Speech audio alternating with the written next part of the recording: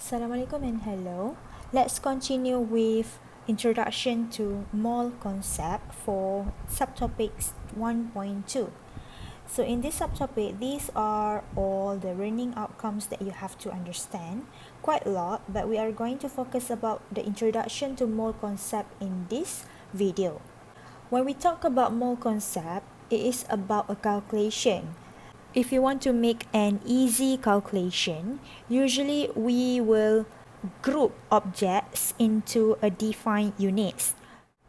When we go to a supermarket, we always buy things using a standard values. In other words, we always take, for example, a dozen of eggs or 1 liter of milk.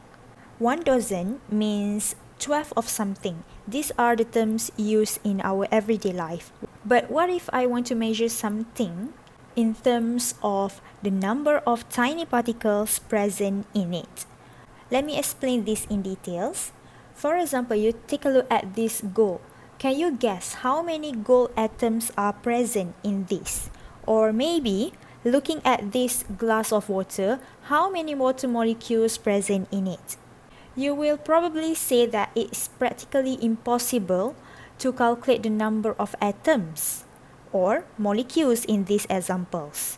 But surprisingly, chemistry has an answer to this as well. That brings us to the concept of mole. So what does it mean by mole? For example, I have 1 mole of anything has 6.022 exponent 23 atoms or molecules or particles. If I have to write down the zeros, this is what we take a look at, and you can see that it is a very huge value. This is how big the number will look. 1 mole of anything has these many particles. Now let's say we have a substance which has 3 times a number of particles here. So we can guess it as 3 moles of this substance. And what if we have a substance which has 8 mole? So we can also guess that it will be 8 times the number of particles here. So that's the basic concept of a mole of any substance. Let's see if you've understand the concept well. For example, now here we got 1 mole of this pure gold. We know this is the general concept that you have to understand. Now here is 1 mole of this pure gold. How many atoms does it have? Yes, as it's 1 mole, it will have 6.022 exponent 23 gold atoms because we are talking about gold atoms.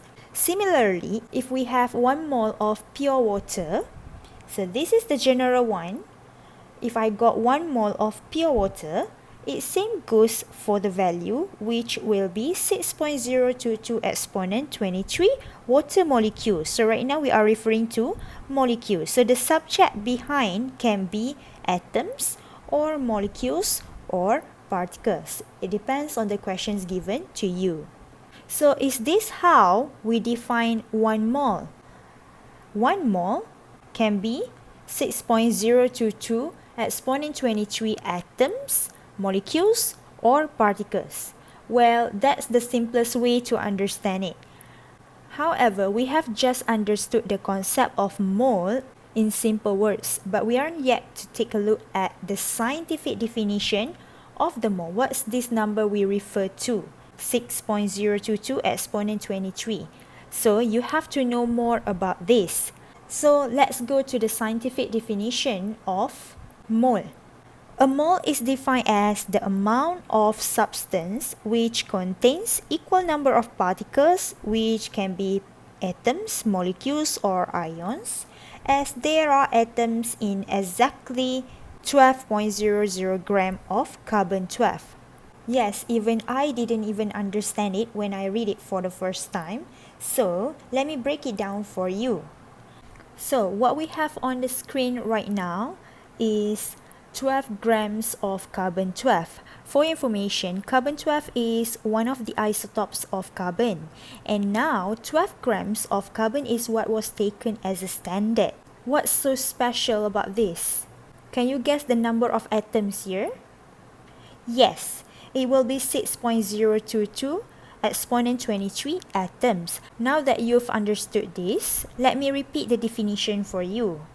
You got 1 mole, which is defined as amount of substance that contains the same number of atoms or molecules or particles as there are atoms in 12 grams of carbon-12.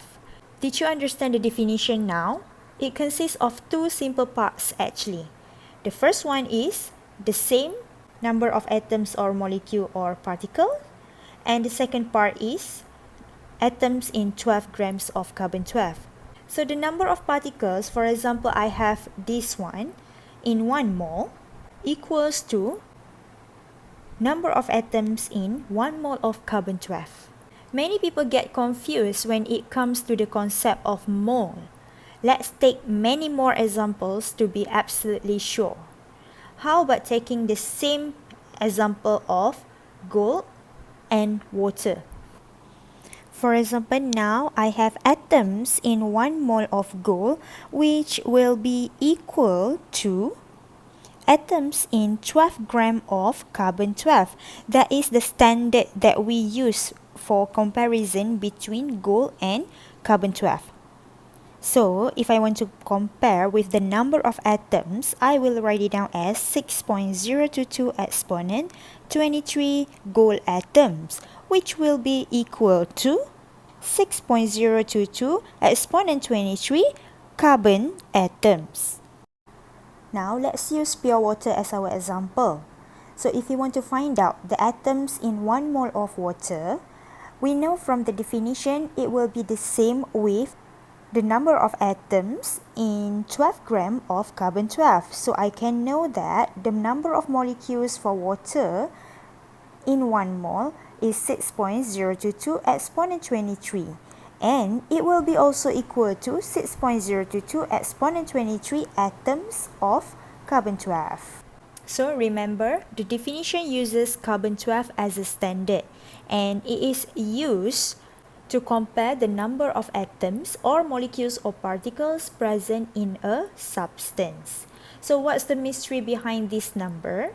Actually, it is coming from the name of scientist named Lorenzo Romano Amedeo Carlo Avogadro. So it is said that 1 mole of carbon-12 atom has a mass of exactly 12 grams and contains 6.02 exponent 23 atoms. So the number 6.022 exponent 23 is what we call as Avogadro's number. It is just a number used to represent quantities. It's similar to how we use a word pair to represent 2 or the word dozen to represent 12. Similarly, Avogadro's number is the term used to present 6.02 exponent 23, number of any entity. So when we go to the shop, I want Avogadro's number of chocolates. Of course we can, but the only problem is that the shop won't really have those many chocolates, and neither will we be able to carry them back home. So getting back to the concept, Avogadro's number is just a number used to present quantities. So it is a counting unit. But the number is so huge that using this in our daily life is not practically possible and advisable. So why does the number exist if we don't even use it?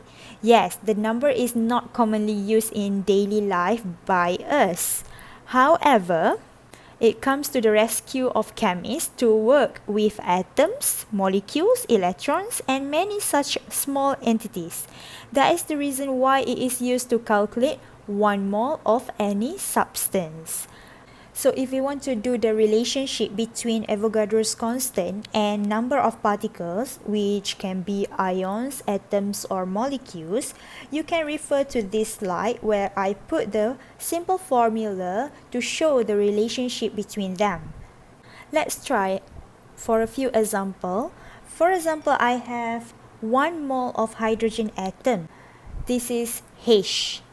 I can say that it contains 1.00 gram and contains 6.02 exponent 23 H atoms. If I just rephrase another term from this example, I put it as 1 mole of hydrogen molecules H2. So right now you can add up the mass of hydrogen because there are 2 atoms here. So it will contain 2.00 gram. It will also contain 6.02 exponent 23 H2 molecules because it's still 1 mole here. The difference only molecules and atom. Now, it also can contain 2 moles of hydrogen atoms because we have 2 here. And last but not least, if I ask you to calculate based on Avogadro's number, you can say that it contains 2 times Avogadro's number of hydrogen atoms. Let's go the other examples. For example, I have 1.0 mole chlorine atom. If I want to describe based on number of atoms, so you will have 6.02 exponent 23. Next one, if I ask you to give the mass for 1 mole of chlorine atom, you can just straight away put 35.5 gram of chlorine atom. Now we go a bit more detail. I have the difference right now is 1 mole of chlorine molecules. So from here, how many number of molecules I have for chlorine?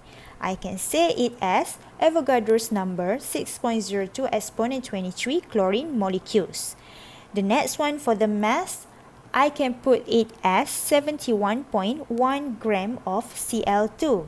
This is because I got 2 Cl atoms, so 35.5 times 2 you will get this value. And last but not least, you understand that for 1 mole chlorine molecule, you have this value.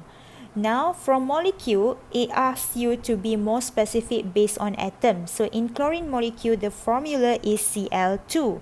So that's why you have 2 chlorine atoms.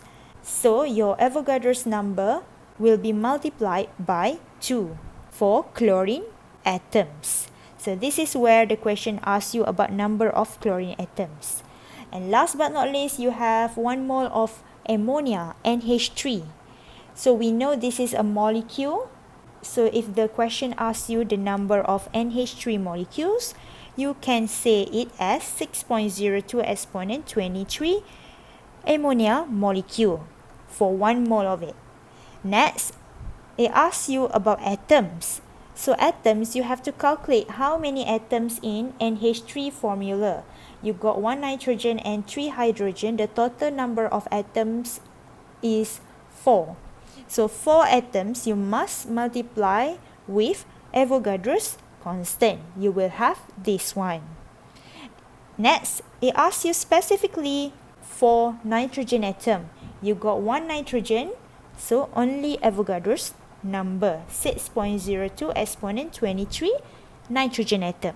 And last one, it asks you specifically for hydrogen atoms. You have 3 of them, 3 hydrogen atoms times with 6.02 exponent 23 hydrogen atoms. So this is the question when they ask you number of atoms, number of molecules, number of ions. Depends on the question. But now you are just playing with the Avogadro's number. So I hope all of you are clear with this relationship of number of mole with the number of particles. They can be either molecules or ions or atoms. That's all for this video. I'll see you in the next one.